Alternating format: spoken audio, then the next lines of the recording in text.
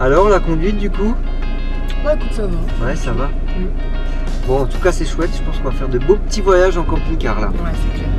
Mais ce qui m'inquiète un peu, c'est cette histoire de réservoir là, d'eau grise, eau noire, de cassettes, de WC chimique, j'ai pas tout compris. Ouais, c'est un peu compliqué. Ouais. On trouvera bien un tuto sur internet pour nous expliquer.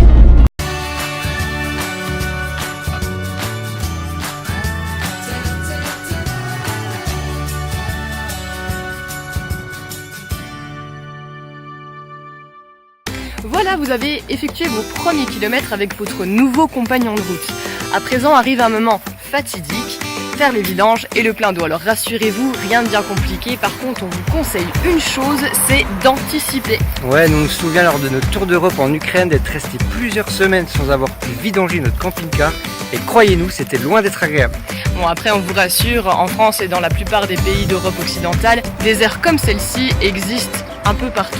Vous allez les trouver dans les guides, sur internet et aussi des fois sur votre GPS.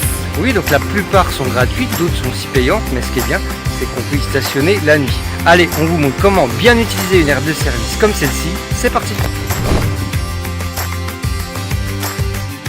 En arrivant sur une aire de service, la première chose à faire est de bien positionner votre véhicule.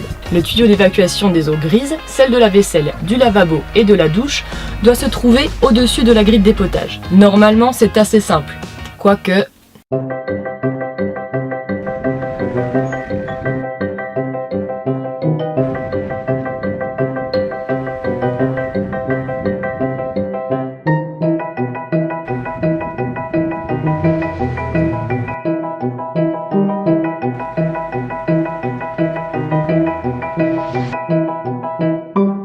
Si vous êtes seul, aidez-vous de votre caméra de recul. Mais lorsque vous voyagez à plusieurs, ce qui est généralement le cas, vous pouvez demander à l'un de vos passagers de venir vous aider pour effectuer la manœuvre. Stop, c'est bon. Si vous n'arrivez pas à vous placer correctement, pas de panique, vous pourrez toujours utiliser un tuyau à raccorder directement sur votre tube de vidange. Un accessoire indispensable lorsque la fosse de dépotage est décentrée, voire même en hauteur, et oui, ça arrive. Ouvrez la vanne pour laisser les eaux grises s'écouler tranquillement. Pendant ce temps, vous pouvez vous occuper du plein d'eau propre et de la vidange des toilettes qu'on appelle les eaux noires. La plupart des camping-cars possèdent des WC chimiques avec une cassette amovible. Quand vous voulez la vider, faites attention à le faire au bon endroit car le traitement des eaux noires est spécifique.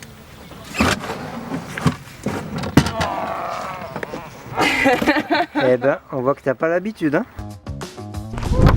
Dévissez le bouchon de la cassette, versez le contenu tout en appuyant sur le bouton de dépression. Rincez et videz la cassette à plusieurs reprises. Utilisez bien le robinet prévu à cet effet et non le robinet d'eau potable, question d'hygiène et de civisme. Si la borne ne comporte qu'un seul robinet, vous pouvez bricoler un petit morceau de tuyau que vous aurez toujours avec vous. La borne de service est toujours équipée d'un robinet d'eau potable. Elle est généralement dotée d'un pas de vis dont le diamètre peut varier. Pensez à toujours partir avec différents jeux de raccordement pour être sûr de pouvoir connecter votre tuyau. Lors du plein, surveillez la jauge de remplissage. Mais de toute façon, le rejet d'eau vous indiquera vite un trop plein. Voilà, c'est fait. Vous pouvez ranger votre matériel et laisser l'emplacement propre. Ah oui, et n'oubliez pas de refermer la vanne des eaux grises. En effet, le réservoir n'est jamais totalement vide et de l'eau sale pourrait se déverser en route. C'est une petite erreur de débutant. Bon bah ça va, hein, finalement c'était pas si compliqué que ça. Non, ça va. Quoi? T'as repris le bouchon d'eau ? Oh mince!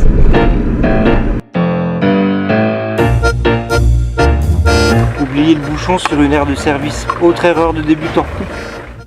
Ah oui, une dernière chose, certaines bornes de service nous permettent aussi de vous brancher sur 220 volts. Vous pourrez donc recharger votre batterie cellule, garder vos éclairages intérieurs allumés plus longtemps ou profiter de votre télévision toute la soirée. Emportez donc toujours avec vous une longue rallonge et plusieurs prises mâles et femelles, des classiques et des prises type CEE P17. Voilà, vous êtes prêts à repartir jusqu'à votre prochaine étape. On espère que ce nouveau CC Tuto vous a plu et donnez-nous en commentaire vos anecdotes sur les aires de service, on est sûr qu'il y en a plein. Ouais, par exemple, qui s'occupe de la cassette chez vous ? Allez, likez cette vidéo, partagez-la autour de vous et on vous dit à très vite. Bonne route.